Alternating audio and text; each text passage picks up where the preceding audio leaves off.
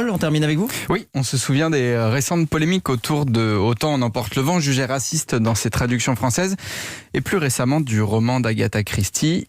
Ils étaient 10. Eh bien, Slate.fr nous apprend qu'un géant américain a décidé de prendre ses précautions pour éviter de telles polémiques, puisque Disney a en effet décidé de prévenir du racisme dans ses vieux films. Un nouveau message d'avertissement sera présent sur certains dessins animés cultes de la plateforme Disney+.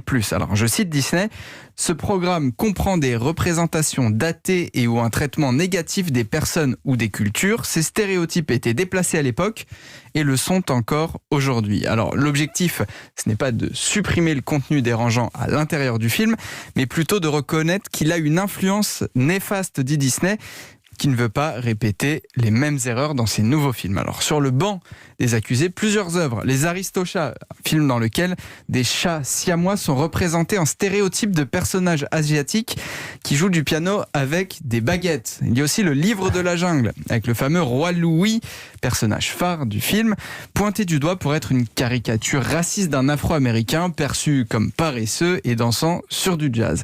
Dumbo ou encore La Belle et le Clochard sont aussi visés. Donc stéréotypes, exagération, caricature maladroite.